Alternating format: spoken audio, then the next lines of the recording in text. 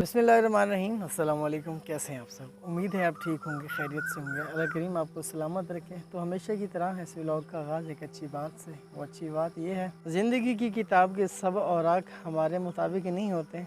अगर कोई ऐसा वर्क सामने आ जाए जिसमें राहतें ना हों तो सब्र कर लेना चाहिए। जी बिल्कुल, हमेशा खुशियाँ नहीं होती हैं, गम भी आते हैं। जब गम आए तो सब्र कर लीजिए, इंशाल्लाह अच्छा वक्त भी आएगा। तो यही आज का मैसेज था। उम्मीद है आप इसको पसंद करेंगे। तो अभी जी शाम का वक्त हो गया है। मैं आया हूँ बाहर, वो इसलिए कि कुछ दरख्त गिरे हैं उनको देखने के लिए। बारिश का मुकाबला नहीं कर सके हैं, बारिश की वजह से गिर गए हैं। तो ये दिखाते हैं आपको।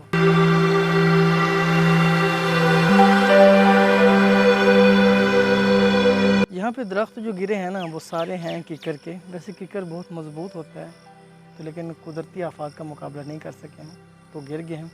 दिखाता हूँ आपको कि क्या इनकी हालत बनी हुई है।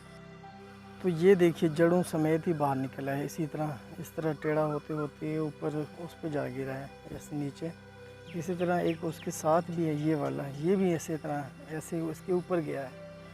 एक पहले था, इसके दूसरा ऊपर आ गया। इसी तरह ये देखें, ये दोनों भी ऐसे ही ये नीचे गिरे हुए इस तरह।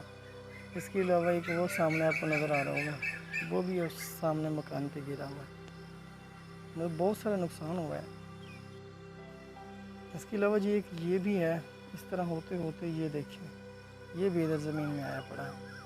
ये क्या नुकसान है? ये तो कुछ भी नहीं है। अगले दिन मैं ख़बरें देख रहा था तो उस पर दिखा रहे थे कि ऐसे लोग हैं जिनके बच्चे सैलाब की नज़र हो गए हैं, मतलब कि सैलाब में ही बह गए हैं। इसके अलावा उनके मकान गिर गए हैं, मवेशी पानी में डूब गए हैं। तो अल्लाह ताला उनको सब्र दे। तो जिनकी औलाद चली गई है तो उनके लिए तो बहुत बड़ा सदमा है। तो अल्लाह ताला उनको उसका अच्छा नेमोल बदल अता फरमाए। ये कुदरती आफ़ात बस अल्लाह ताला की तरफ से हैं, बस अल्लाह ताला ही इससे हिफाजत फरमाए हम सब की। इसी तरह एक कीकर का दरख्त से ये गिरा है। ये काफ़ी बड़ा सारा था, लेकिन ये मुकाबला नहीं कर सका है बारिश का और आंधी का, तो ये भी गिर गया है जड़ों समेत ही। देखें ज़रा। तो ये कीकर था खाले के किनारे पे। तो पानी के सैलाब की वजह से इसकी जड़ें नरम थी, तो वो कुछ उस वजह से ताब नहीं ला सकी। अंधेरी आई तो ये भी इस तरह दराज हो गया। तो ये वाला जो है ना, यहाँ पे था, यहाँ से इस तरह होते होते इधर से आगे तक जाता है।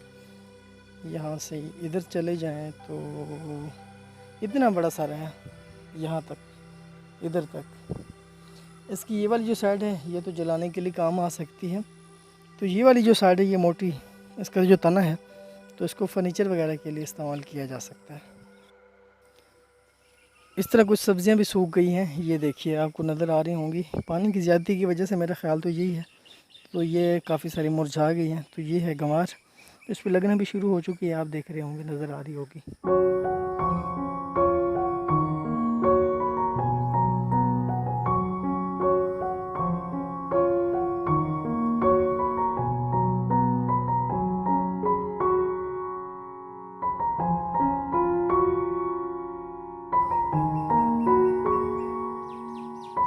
एक बात और वो ये कि गांव में ना पानी बारिश का जमा नहीं होता है, वो ज़मीनों में निकल जाता है, खेतों में निकल जाता है।